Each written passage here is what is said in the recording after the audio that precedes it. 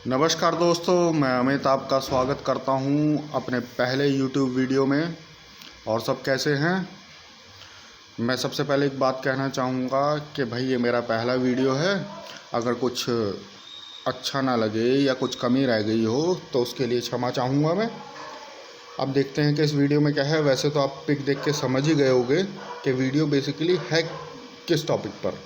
तो हम सबको पता है कि प्रधानमंत्री मोदी ने हमारे नए पार्लियामेंट हाउस की आधारशिला रखी है। ठीक है, तो ये इम्पॉर्टेंट टॉपिक बनता है किसी भी कम्पिटिटिव एग्ज़ाम्स के लिए। तो इस वीडियो में मैंने जो नया पार्लियामेंट हाउस है जिसकी आधारशिला रखी गई है उसके लिए जितने भी उपयोगी महत्वपूर्ण तथ्य हैं वो सब इसमें शामिल किए हैं। ठीक है, चाहे आप कोई भी एग्ज़ाम दे रहे हो, मैंने जो जो तथ्य इसमें रखे हैं, जो जो फैक्ट रखे हैं, मैं उम्मीद करता हूँ अगर नए संसद भवन से कोई क्वेश्चन आता है तो वो इसी में से आएगा। और एक बात और है, मैंने इसमें बाइलिंगुअल बनाया है, यानी कि हिंदी और इंग्लिश में दो जो भी फैक्ट हैं वो हिंदी में भी होंगे और इंग्लिश में भी होंगे। तो हर एक बच्चा इससे लाभ उठा सकता है। तो चलिए शुरू करते हैं बिना देरी किए। अपना पहला फैक्ट देखते हैं हम। तो पहला फैक्ट क्या है कि नए संसद भवन की आधारशिला का शिलान्यास प्रधानमंत्री नरेंद्र मोदी ने 10 दिसंबर 2020 को किया। तो क्या है फैक्ट ये? इसमें सबसे इम्पोर्टेंट क्या है? डेट। तो एग्जामिनर ये पूछेगा कि नए संसद भवन की आधारशिला का शिलान्यास प्रधानमंत्री नरेंद्र मोदी ने किस दिन किया। तो सबको याद होगा, नहीं है तो याद कर लें, 10 दिसंबर 2020।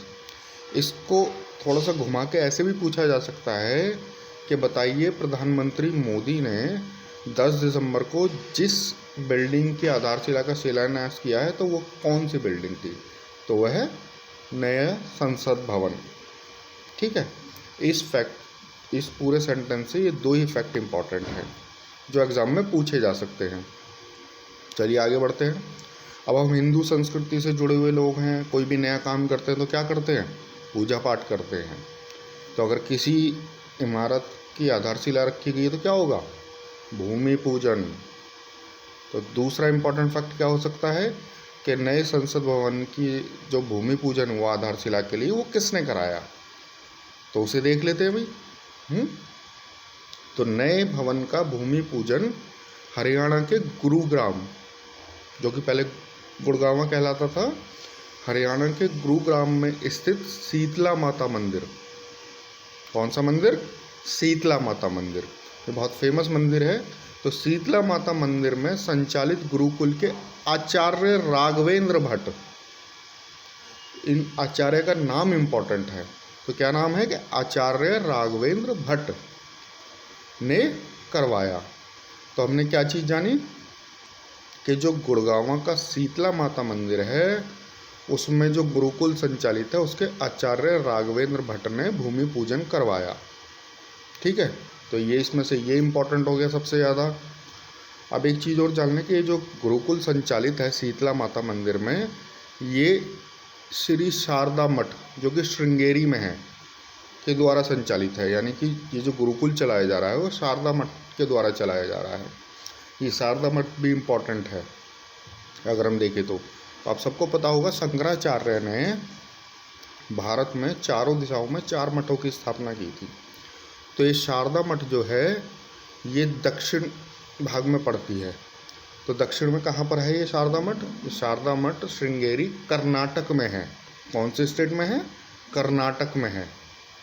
तो चलिए हमारा दूसरा भी कंप्लीट हुआ।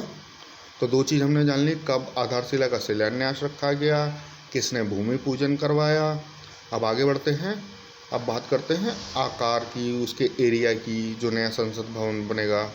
तो नए संसद भवन का आकार कैसा होगा? त्रिभुजाकार। कैसा होगा? ट्रायंगल शेप में।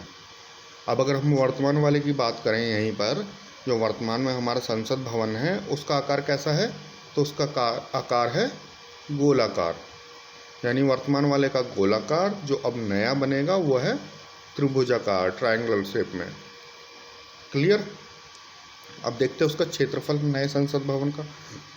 तो नए संसद भवन का क्षेत्रफल जो होगा 64,500 स्क्वायर मीटर, यानी 6400 वर्ग मीटर। ठीक है, वो 3 मंजिला होगा और उसकी अनुमानित लागत क्या होगी?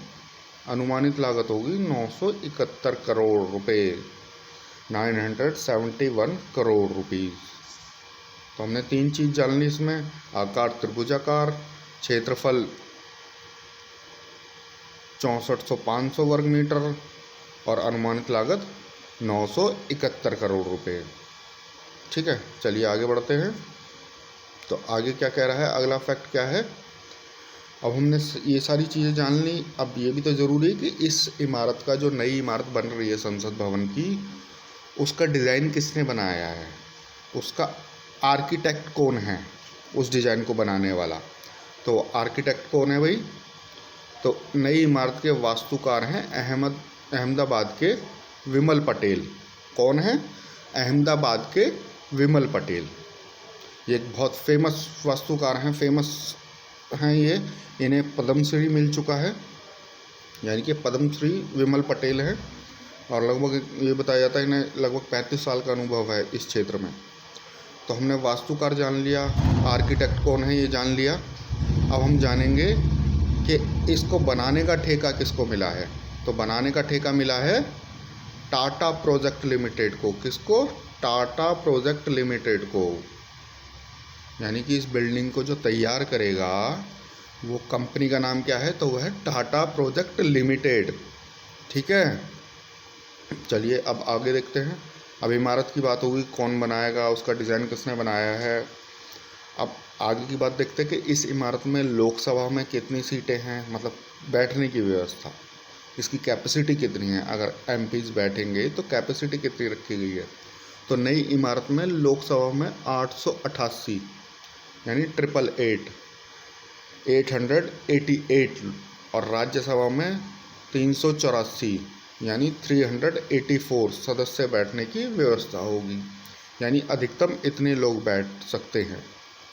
और अगर संयुक्त सत्र हो तो उसके दौरान लोकसभा हॉल में 1224 लोग बैठ सकते हैं। कितने बैठ सकते हैं? 1224 लोग। तो इसमें क्या जाना हमने?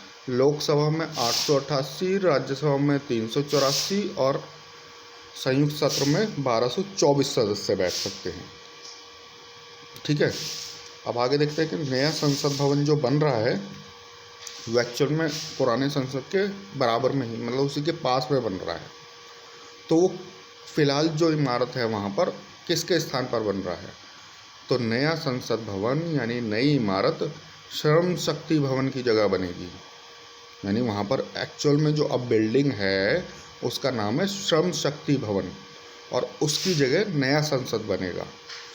और वहाँ पर प्रत्येक संसद सदस्य को 44 वर्ग मीटर का एक कार्यालय यानी ऑफिस भी बनाया जाएगा, यानी उस पर ऑफिस मिलेगा, जिनको अभी तक नहीं मिल पाया है। ठीक है, अगला देखते हैं। तो हमने सारी बातें जान ली, आधारशिला कब रखी गई, किसने भूमि पूजन कराया, उसका आकार क्या है, क्षेत्रफल क्या है, कौन सी कंपनी बनाएगी, डिज़ाइन किसने बनाया है, कितनी बैठने की व्यवस्था है। अब मेन बात ये भी है ना कि ये पूरी की पूरी जो हमारा संसद भवन बन रहा है उस प्रोजेक्ट का कोई नाम भी तो होगा। किस प्रोजेक्ट के अंतर्गत बनाया जा रहा है, किस प्रोजेक्ट के तहत बनाया जा रहा है?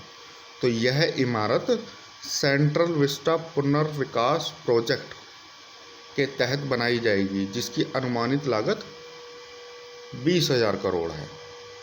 तो कौन सा प्रोजेक्ट है? सेंट्रल विस्टा पुनर्विकास प्रोजेक्ट। ठीक है, तो हमें ये जानना ज़रूरी है कि सेंट्रल विस्टा का मतलब क्या है। सेंट्रल विस्टा का मतलब क्या है? तो सेंट्रल विस्टा जो एरिया है वो लगभग कितना है? तो सेंट्रल विस्टा क्षेत्र राष्ट्रपति भवन से इंडिया गेट तक लगभग 3 किलोमीटर के एरिया को बोला जाता है। यानी जो प्रेसिडेंट हाउस है और इंडिया गेट है उसके बीच जो 3 किलोमीटर का एरिया, उसमें जितना भी एरिया आता है, जो भी बिल्डिंग आती है, जो भी ग्रीन एरिया है, वो सेंट्रल विस्टा कहलाता है। यानी कि जो प्रोजेक्ट है वो पूरे इस एरिया को बदलने का है, उसमें बदलाव करने का है, उसका एक पार्ट नया संसद भवन है। तो अगर हम सेंट्रल विस्टा एरिया की बात करें तो उसमें राष्ट्रपति भवन, संसद भवन यानी जो वर्तमान में संसद भवन है, उत्तर और दक्षिणी ब्लॉक, इंडिया गेट तथा राष्ट्रीय अभिलेखागार शामिल है। यानी वर्तमान में अगर हम सेंट्रल विस्टा एरिया को देखें तो क्या है, राष्ट्रपति भवन से इंडिया गेट तक लगभग 3 किलोमीटर है। और इस पूरे एरिया में जो इम्पोर्टेंट बिल्डिंग्स हैं वो है राष्ट्रपति भवन, संसद भवन, उत्तरी दक्षिणी ब्लॉक, इंडिया गेट तथा राष्ट्रीय अभिलेखागार है। तो ये सारी जो है ये सारी सेंट्रल विस्टा एरिया में आती हैं। तो अब ये जो प्रोजेक्ट बनाया गया है सेंट्रल विस्टा पुनर्विकास परियोजना, इसमें और कौन कौन सी बिल्डिंग बनेंगी ये भी तो इम्पोर्टेंट है। यानी इसमें जो बदलाव किया जाएगा इस एरिया में वो कहाँ कहाँ बदलाव किया जाएगा। तो सेंट्रल विस्टा पुनर्विकास परियोजना के तहत नई संसद इमारत, केंद्रीय सचिवालय यानी सेंट्रल सेक्रेटरीट जो कि अभी तक नहीं है, और इसके आसपास हरित क्षेत्र पर कई इमारतें बनेंगी। खाली संसद भवन नहीं बनेगा इस प्रोजेक्ट में, ये तो शुरुआत है इसकी। तो क्या क्या इंपॉर्टेंट चीज़ बनेगी जो एग्ज़ाम के पॉइंट ऑफ व्यू से है, वो संसद भवन, केंद्रीय सचिवालय, और आसपास लगभग ये कहा जा रहा है कि 10 बिल्डिंगें बनेंगी जो कि ग्रीन एरिया को हटाकर। इसी कारण से इस प्रोजेक्ट का विरोध भी हो रहा है। यहीं पर मैं डिस्कस कर देता हूँ आपको। तो वो विरोध कैसे हो रहा है? विरोध ऐसे हो रहा है कि एक तो प्रोजेक्ट बहुत बड़ा है, 20,000 करोड़ का बताया मैंने, तो इसके लिए सुप्रीम कोर्ट में पिटीशन भी दायर हो गई हैं। ठीक है, तो उसमें जो आधार रखा गया, एक तो प्रोजेक्ट बहुत बड़ा है, इस ऐसे जब कोविड चल रहा है, महामारी चल रही है, उसमें सरकार ऐसा इतना बड़ा प्रोजेक्ट लेकर आई है। फिर जो ग्रीन एरिया है आसपास, बहुत ज़्यादा ग्रीन एरिया है, उसको हटाया जाएगा, उसकी जगह भी तो बिल्डिंग बनेगी।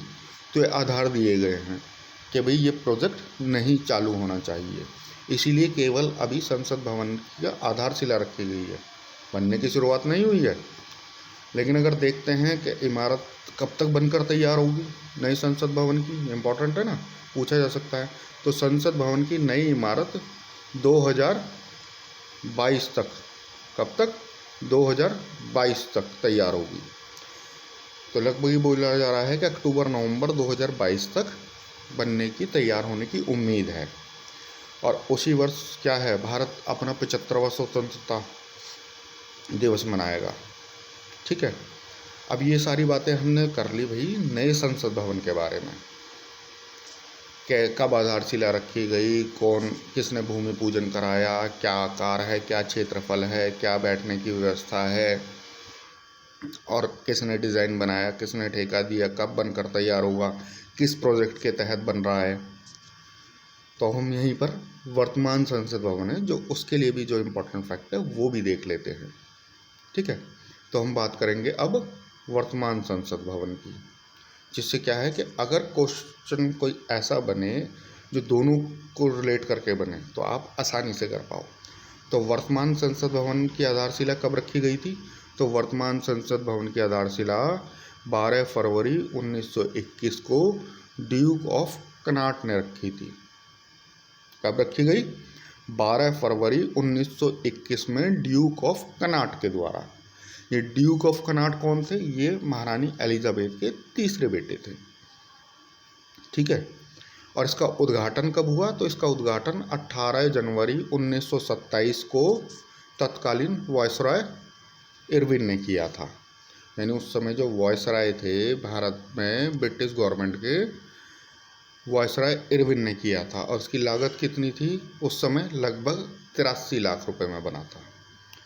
तो अब अगर कोई कंपेयर करने का क्वेश्चन आ जाए कि भाई बताइए वर्तमान संसद भवन का खर्च कितना था और अब जो बनेगा उसका खर्च कितना है, तो आप कंपेयर कर पाओ। ठीक है ना, अब जो वर्तमान संसद भवन है उसकी आधारशिला कब रखी गई थी, किस साल में, और नए वाले की कब रखी गई, तो आप तुलनात्मक अध्ययन कर पाओ। तो बात करते हैं इसके डिज़ाइन की। जो वर्तमान में संसद भवन है उसका डिज़ाइन की जिम्मेदारी एडविन लुटियंस को थी, और उसका निर्माण की जिम्मेदारी हर्बर्ट बाकर को थी। ये दो नाम याद रखें, ये ज़्यादा इम्पोर्टेंट है कि जो अभी संसद भवन है हमारा, उसके जो निर्माण की जिम्मेदारी किसने रखी थी? एडवर्ड लुटियन ने रखी थी जिम्मेदारी, यानी डिज़ाइन जिसने बनाया था। और बनाने की जिम्मेदारी, निर्माण को देख रेख करने की जिम्मेदारी हर्बर्ट बाकर की थी। ठीक है, और इसीलिए क्योंकि लुटियंस ने इसका डिज़ाइन बनाया था, इसी कारण लुटियंस के नाम पर संसद भवन के आसपास के क्षेत्र को क्या कहा जाता है? Lutyens zones. ठीक है, ये भी आपके लिए इम्पॉर्टेंट है। आगे देखते हैं, आगे कुछ और इम्पॉर्टेंट फैक्ट हैं कि वर्तमान संसद भवन है उसका क्षेत्रफल कितना है। तो ये तुलनात्मक आ सकता है ना, कि जो बनने वाला है उसका क्षेत्रफल एरिया कितना है, और जो फिलहाल हमारे बना हुआ है, जो हमारे पे है संसद भवन, उसका एरिया कितना है। तो वर्तमान वाले का क्षेत्रफल कितना है? 47,000 वर्ग मीटर। ठीक है, 47,000 स्क्वायर मीटर। और इसकी संरचना मैं पहले भी डिस्कस कर चुका हूँ, यानी इसका आकार कैसा है, तो इसका आकार गोलाकार है। ठीक है, और गोलाकार में इसका व्यास यानी कि डायमीटर कितना है? वो है 560 फीट का। ठीक है, गोलाकार संरचना है ना, तो उसका व्यास कितना है? 560 फीट। और इसकी पहली मंजिल पर जो है वो खुला हुआ बरामदा है, जहाँ पर 27 फीट ऊंचे यानी कि ऊंचाई में 144 लाल बलुआ पत्थर के स्तंभ हैं, यानी कॉलम्स हैं। कितने हैं? 144। जो पिलर हैं उनकी काउंटिंग अगर पूछ ली जाए तो वो है 144, 144। अब अगर इसके डिज़ाइन की बात करें तो ये कहा जाता है कि जो वर्तमान में संसद भवन है, इसका डिज़ाइन जो है वो मध्य प्रदेश के मुरैना ज़िले में एक मंदिर है, 64 योगिनी मंदिर। क्या नाम है मंदिर का? 64 योगिनी मंदिर। कहाँ पर है? मध्य प्रदेश के मुरैना ज़िले में। तो ये कहा जाता है कि इस मंदिर से इसका डिज़ाइन प्रेरित है, क्योंकि ये जो मंदिर है ये भी गोलाकार है और इसमें भी स्तंभ हैं, जो कि 101 स्तंभ हैं। कितने हैं? 101 स्तंभ हैं। तो संभवतः ये कहा जाता है कि मध्य प्रदेश के मुरैना ज़िले में जो 64 योगिनी मंदिर है, उससे इसका आकार या डिज़ाइन इसका प्रेरित है। उसको देखकर ही लुटियंस ने इसका डिज़ाइन तैयार किया था। तो यहाँ तक हमारा क्या हो गया, हमारा जो भी इम्पोर्टेंट फैक्ट थे, जो मुझे लगता है कि किसी भी एग्ज़ाम में पूछे जा सकते हैं अपने अनुभव के आधार पर, वो मैंने इसमें सब समाहित कर दिए हैं। अगर आपको अच्छे लगे तो प्लीज़ शेयर करें, लाइक करें, औरों तक पहुँचाएँ, जिससे कि औरों को भी फ़ायदा हो। और अगर कुछ कमी लगे तो प्लीज़ बताएं मुझे। ठीक है, आज के लिए इतना ही।